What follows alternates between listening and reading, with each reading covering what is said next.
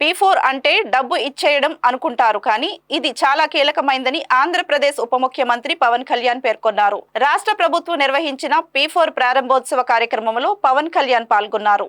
ఈ సందర్భంగా పవన్ కళ్యాణ్ మాట్లాడుతూ గత ప్రభుత్వంలో వ్యాపార సంస్థలు, పారిశ్రామికవేత్తలు రాష్ట్రంలో పెట్టుబడులు పెడతామని వస్తే అందులో మాకు వాటాలు ఎంత ఇస్తారని అడిగేవారని, ఇప్పుడున్న కూటమి ప్రభుత్వంలో పెట్టుబడిదారులను అట్టడుగునున్న పేదల అభ్యున్నతికి ఎలా వాటా కల్పిస్తారని అడుగుతోందని ఉప ముఖ్యమంత్రి పవన్ కళ్యాణ్ అన్నారు. అది వాటాలు అడిగే సర్కారు అయితే మీ ఎదుగుదలలో వాటాలను పంచండని చెప్పే ప్రభుత్వం ఇదని తెలిపారు. ఇటువంటి ప్రభుత్వంలో మేం కలిసి ఉన్నందుకు గర్వంగా ఉందని చెప్పారు. P4 వంటి కార్యక్రమాన్ని ప్రభుత్వమే చేపట్టడం అభినందనీయమని అన్నారు. ఈ ఉగాది మన రాష్ట్రాభివృద్ధిలో చరిత్రాత్మక రోజుగా నిలిచిపోతుందని, సమాజంలో ఉన్నత స్థాయికి వెళ్లిన వారు కింది వర్గాలకు సాయం అందించే పథకానికి శ్రీకారం చుట్టిన సీఎంకు హ్యాట్స్ ఆఫ్ అని పేర్కొన్నారు.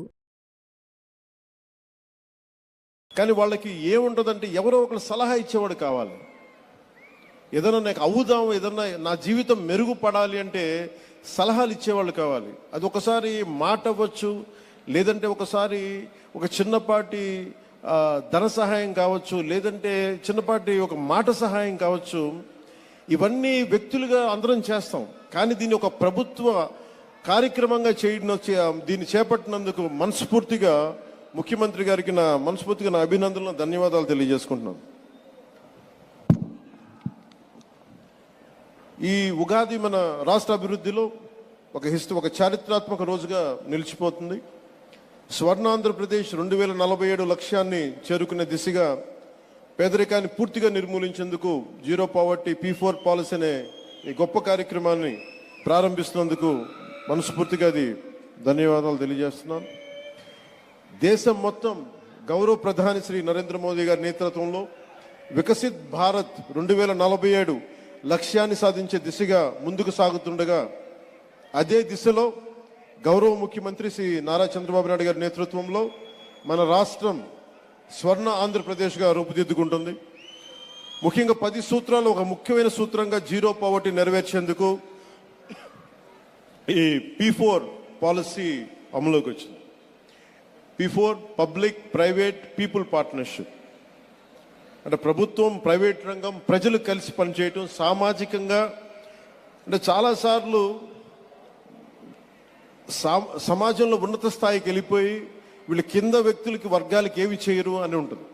ఎప్పుడు చేస్తూ ఉంటారు, కానీ ఏ ప్రభుత్వం కూడా ఇంత బలంగా ఎప్పుడు పూనుకోలేదు, చేసిన దాఖలాలు కూడా లేవు. వ్యక్తులు చేస్తుండొచ్చేమో, కానీ దీనిని ఒక ప్రభుత్వం నుంచి ఇలాంటి పథకానికి శ్రీకారం చుట్టినందుకు మనస్ఫూర్తిగా గౌరవ ముఖ్యమంత్రి శ్రీ నారా చంద్రబాబు నాయుడు గారికి మనస్ఫూర్తిగా వారికి హ్యాట్స్ ఆఫ్ తెలియజేస్తాను. ఎందుకంటే 90s అంటే ఒక నాయకుడు, ఒక పొలిటికల్ లీడర్ వచ్చే ఎన్నికల గురించి ఆలోచిస్తాడు.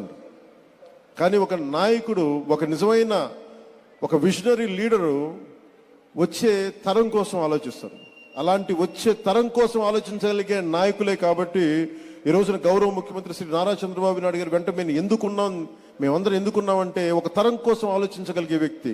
ఇప్పుడు ఒక తరం కాదు, 2-3 తరాల కోసం ఆలోచించే వ్యక్తిగా ఉన్నాం. అందుకని వేదిక పైన ఇక్కడున్న ఈ బంగారు కుటుంబం, ఈ పాలసీకి ఉన్న వాళ్ళందరూ చూడండి, చిన్నపిల్లలందరూ ఇంకా ఇంటర్ చదువుకుంటున్నారు. వీళ్ళందరికీ నాకు పరిస్థితి బాగలేదు కానీ నా బిడ్డల పరిస్థితి బాగుండాలని ఏ తండ్రికైనా ఏ తల్లికైనా ఉంటుంది. వారికి ఎలాంటి చేయూతనివ్వాలి, ఎలాంటి సలహాలు ఇవ్వాలి, కొన్నిసార్లు ఆర్థికంగా కావచ్చు, కొన్నిసార్లు ప్రత్యేకమైన పరిస్థితులు కావచ్చు, ఏమిస్తే బాగుంటుంది అనేది ఈ నలుగురు కలిసి మనకి అటు ప్రభుత్వం తరపు నుంచి, అటు ప్రైవేట్ రంగం నుంచి, అటు ప్రజలు కలిసి పనిచేయటం, ఇది చాలా చాలా ఒక గ్రేట్ ఇనిషియేటివ్ మనస్ఫూర్తిగా. అది అంటే దాదాపు 1,70,000,000 మందిని ఈ కుటుంబాలని విశ్లేషిస్తే దాంట్లో 1,28,00,000 కుటుంబాలని దీని ప్రాథమిక మన జాబితా తయారు చేస్తే దీని నుంచి 30 లక్షల కుటుంబాలని ఎంపిక చేసి గ్రామ సభల ద్వారా దీన్ని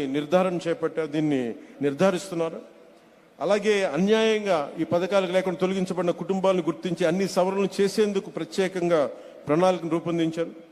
తుది జాబితాలో 28 లక్షల కుటుంబాలను, మొదటి జాబితాలో తుది జాబితాలో 28 లక్షల కుటుంబాలని ఎంపిక చేస్తాం. దాంట్లో భాగంగానే ఈ రోజున మన ముందున్న వేదిక పైన ఉన్న ఈ బంగారు కుటుంబం రిసైపెన్స్ ఎవరైనా సరే ఎన్టీ రామారావు మన నందమూరి ఎన్టీ రామారావు గారి దగ్గర నుంచి కానీ ఎవరైనా సరే కింద స్థాయి నుంచి వచ్చారు. ఇందాక కృష్ణారెడ్డి గారు మాట్లాడుతూ ఎదుగుదలకి దగ్గర దారి ఏముండదు, నలగాల్సిందే.